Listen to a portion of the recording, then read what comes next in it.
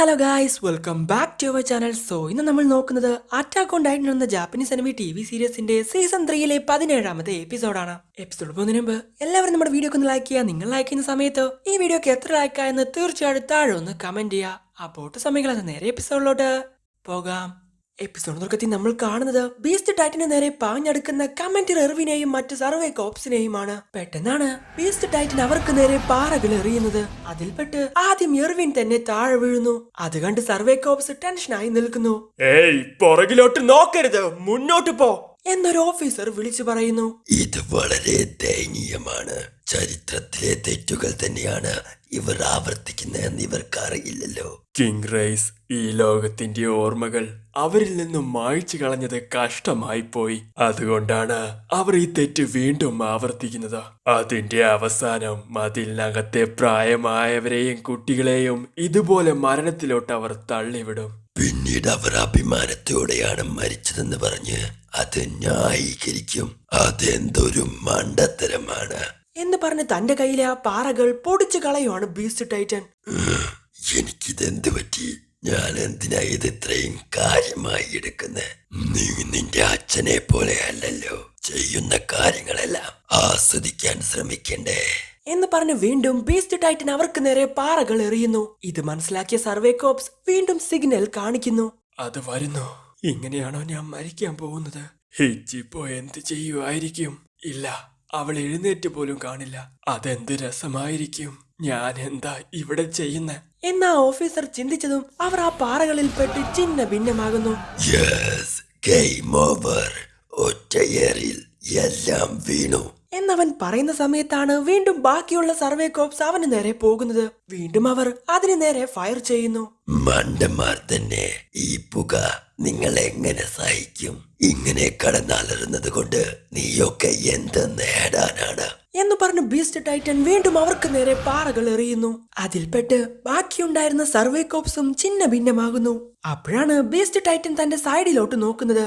ഏയ്, എന്റെ ടൈറ്റൻസിനെല്ലാം എന്തു പറ്റി എന്നവൻ ചിന്തിക്കുന്ന സമയത്താണ് ഗ്രീൻ കളർ ഫോഗിനകത്തൂടെ ഒരാൾ അങ്ങോട്ട് വരുന്നത്. ക്യാപ്റ്റൻ ലീവൈ ആയിരുന്നു അത്.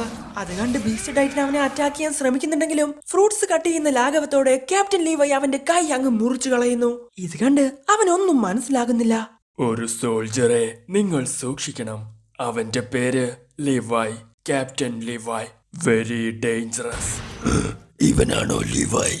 എന്നവൻ ചിന്തിക്കുന്ന സമയത്ത് ലീവൈ അവന്റെ നെക്ക് കട്ട് ചെയ്യാൻ ശ്രമിക്കുന്നു. അത് മറച്ചു വെക്കുന്നതിനിടെ ലീവൈ അവന്റെ കണ്ണങ്ങ് കട്ട് ചെയ്യുന്നു.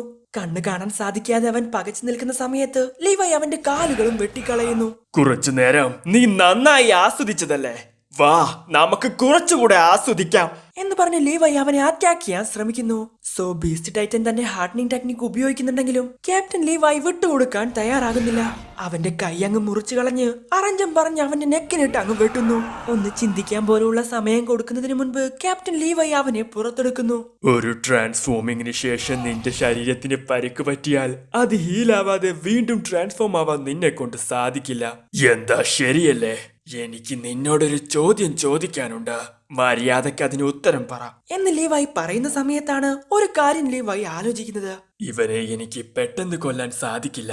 ഇവിടെ ആരെങ്കിലും ജീവനോടെ ഉണ്ടെങ്കിൽ ഈ ഇഞ്ചക്ഷൻ ഉപയോഗിച്ച് അവരെ ടൈറ്റനാക്കി മാറ്റാൻ സാധിക്കും. പിന്നീട് അവർക്ക് ഇവനെ തീറ്റയായി കൊടുത്താൽ ബീസ്റ്റ് ടൈറ്റന്റെ ശക്തി അവർക്കുള്ളതായിരിക്കും. ഒരു ജീവനെങ്കിലും എനിക്ക് അങ്ങനെ രക്ഷിക്കാൻ കഴിഞ്ഞാൽ എന്ന് ലീവൈ ചിന്തിക്കുന്ന സമയത്ത് കമാൻഡർ എർവിന്റെ മുഖം അവന്റെ മനസ്സിലോട്ട് വരുന്നു. പെട്ടെന്നാണ് സാധനങ്ങളെല്ലാം ക്യാരി ചെയ്യുന്ന ആ ടൈറ്റൻ അങ്ങോട്ട് വരുന്നത്. അത് കണ്ട് ക്യാപ്റ്റൻ ലീവൈ അവിടെ നിന്ന് ഒഴിഞ്ഞു മാറുന്നു. എന്നാൽ ആ ഗ്യാപ്പിൽ ബീസ്റ്റ് ടൈറ്റനെയും കൊണ്ട് അത് അവിടെ നിന്ന് ഓടി രക്ഷപ്പെടുന്നു. തന്റെ ശത്രു തന്റെ കയ്യിൽ നിന്നും രക്ഷപ്പെട്ടുവെന്ന് ലീവൈക്ക് വിശ്വസിക്കാൻ സാധിക്കുന്നില്ല. പെട്ടെന്ന് ബീസ്റ്റ് ടൈറ്റൻ അവിടെ ഉണ്ടായിരുന്ന ടൈറ്റൻസിനെ അവന് നേരെ പറഞ്ഞു വിടുന്നു. നീ എന്നെ ഒരുപാട് വേദനിപ്പിച്ചു ലീവായ്. ഇതോടെ എല്ലാം അവസാനിച്ചു എന്ന് ഞാൻ വിചാരിച്ചതാ. പക്ഷേ വിജയം ഞങ്ങളുടെ ഭാഗത്താ. ഇനി നിനക്ക് രക്ഷയില്ല. അവരുടെ കയ്യിൽ നിന്ന് രക്ഷപ്പെടാൻ നിന്നെ കൊണ്ട് സാധിക്കില്ല. നിനക്ക് ഞാൻ കമാൻഡർ എർവിന് വാക്ക് കൊടുത്തതാ.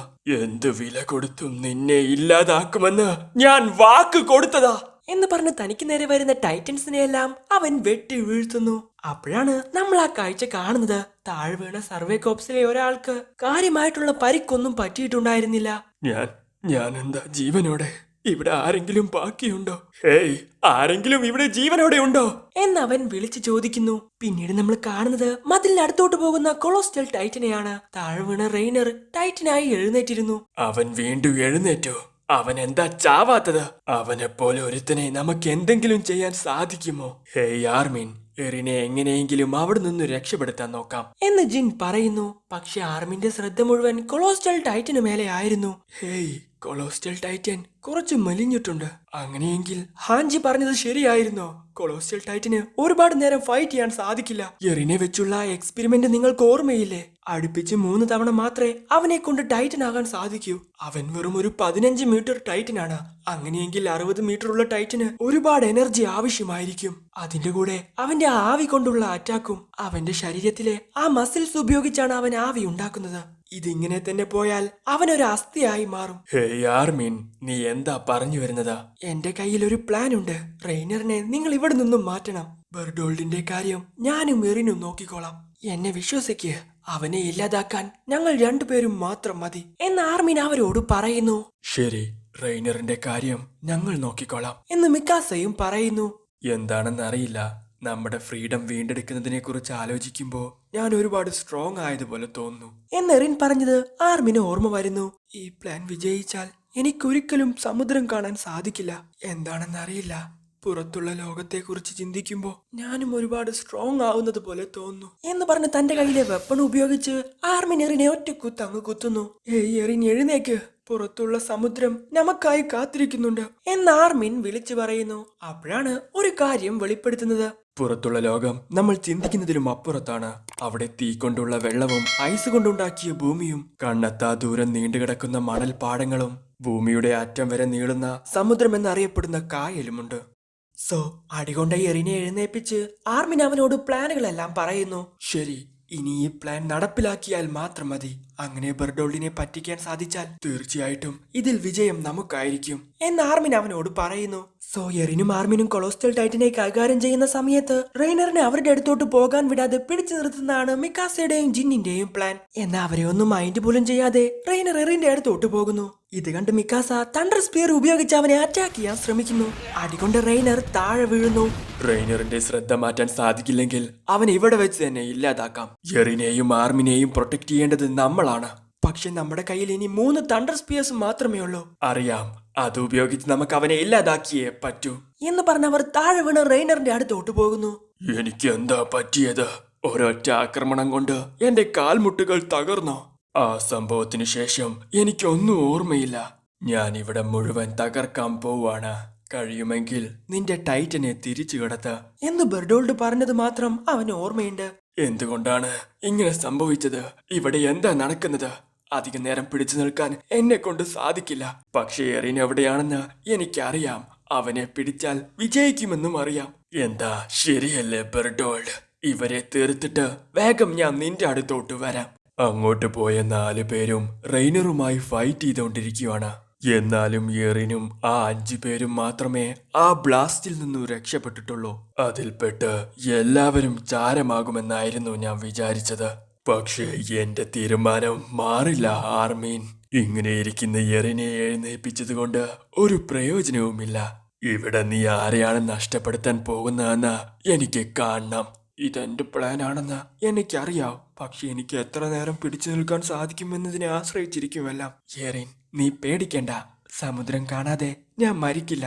അതുകൊണ്ട് എന്തെങ്കിലും കുഴപ്പം തോന്നിയാൽ അപ്പോ തന്നെ ഞാൻ പിടിവിടും. ബാക്കിയെല്ലാം നിന്റെ കയ്യിലാ. പിന്നെ നിനക്ക് എന്നെ അറിയില്ലേ? അതിനുള്ള ധൈര്യമൊന്നും എനിക്കില്ല. ഇല്ല, എനിക്കറിയാം. നിന്നെ എനിക്ക് നന്നായിട്ട് അറിയാം. എറിൻ, നമ്മൾ ഒരുമിച്ച് സമുദ്രം കാണാൻ പോകുമെന്ന് സത്യം ചെയ്തത് നീ മറന്നിട്ടില്ലല്ലോ. ഞാൻ എപ്പോഴെങ്കിലും നിന്നോട് കള്ളം പറഞ്ഞിട്ടുണ്ടോ? അതുകൊണ്ട് എന്ത് സംഭവിച്ചാലും അവസാനം വരെ പ്ലാൻ അനുസരിക്കണം എന്ന് പറഞ്ഞ് ആർമിൻ താഴെ ഇറങ്ങുന്നു. പെട്ടെന്നാണ് കാല് തന്നെ മതിലിന്റെ മുകളിൽ നിന്നു എറിൻ താഴെ വീഴുന്നത്. എനിക്കറിയാമായിരുന്നു ഞങ്ങൾ വിജയിച്ചു കഴിഞ്ഞു. ഒന്ന് എഴുന്നേക്കാൻ പോലും സാധിക്കാത്ത രീതിയിൽ അവന് പരുക്ക് പറ്റിയിട്ടുണ്ട്. ഇത് അവസാനിപ്പിക്കേണ്ട സമയമായിരിക്കുന്നു എന്ന് പറഞ്ഞ് ബെർഡോൾഡ് ആർമിനെ അറ്റാക്ക് ചെയ്യാൻ ശ്രമിക്കുന്നു. അതിൽ നിന്ന് രക്ഷപ്പെട്ട ആർമിൻ തന്റെ 3D ഗിയർ ഉപയോഗിച്ച് ബെർഡോൾഡിന് നേരെ പോകുന്നു. ആർമിൻ, അവസാനം വരെ നീ ധീരമായി പോരാടി. പക്ഷേ ഇപ്പൊ എല്ലാം അവസാനിക്കാൻ പോവാ എന്ന് ബെർഡോൾഡ് പറയുന്നു.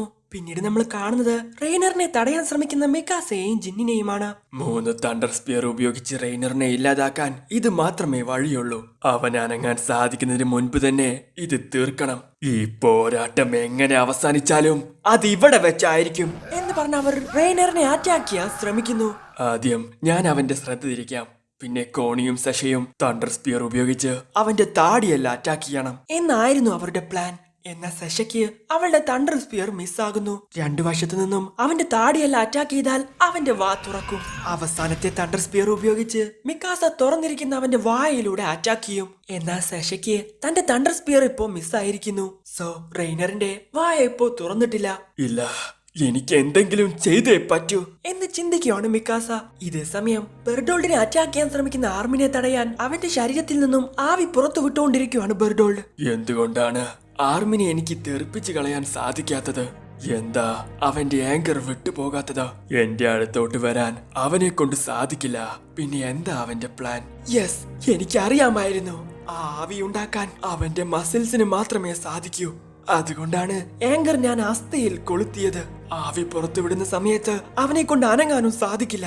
പക്ഷേ ഇങ്ങനെയാണോ ആർമിൻ നിന്റെ അവസാനം? ഇതാണോ ഇത്രയും സ്മാർട്ട് ആയിട്ടുള്ള നിന്റെ പ്ലാൻ? എനിക്ക് ശ്വാസം കിട്ടുന്നില്ല. പിടിവിടണം. വേണ്ട, ആയിട്ടില്ല. കുറച്ചു നേരം കൂടെ പിടിച്ചു നിന്നേ പറ്റൂ. എന്താണ് ഇവന്റെ ഉദ്ദേശം? എന്റെ ശ്രദ്ധ തിരിക്കുന്നതാണോ? പക്ഷേ താഴെ വീണ എറിന് ഒരടി പോലും അനങ്ങാൻ സാധിക്കില്ല. മിക്കാസയും ബാക്കിയുള്ളവരും റെയ്നറിന്റെ കൂടെയാണ്. അപ്പോ ശരിക്കും ഇതായിരുന്നു നിന്റെ പ്ലാൻ? നിന്റെ അവസാനത്തെ ശ്രമം ഇതാണെങ്കിൽ മനസ്സിലായി. നിന്നെ ഇനിയും ടോർച്ചർ ചെയ്യുന്നില്ല എന്ന് പറഞ്ഞ് ബെർഡോൾഡ് കൂടുതൽ ശക്തിയിൽ ആവി പുറത്തുവിടുന്നു. ആ ചൂട് സഹിക്കാൻ സാധിക്കാതെ ആർമിന്റെ ശരീരം മുഴുവൻ വെന്തുരുകാൻ തുടങ്ങുന്നു. ഇല്ല, ഇനിയും പിടിച്ചു നിന്നേ പറ്റൂ. എല്ലാം ഞാൻ എറിനെ ഏൽപ്പിക്കുകയാണ്. എന്റെ ജീവൻ, എന്റെ സ്വപ്നം, എന്റെ എല്ലാം എനിക്കിനി നഷ്ടപ്പെടാൻ ഒന്നുമില്ല. എനിക്ക് ഉറപ്പാണ് എറിന് സമുദ്രം കാണാൻ സാധിക്കും. എനിക്ക് വേണ്ടി അവൻ കാണും എന്ന് പറഞ്ഞ് വെന്തുരുകി അവൻ അവിടെ നിന്നും തെറിച്ചു പോകുന്നു.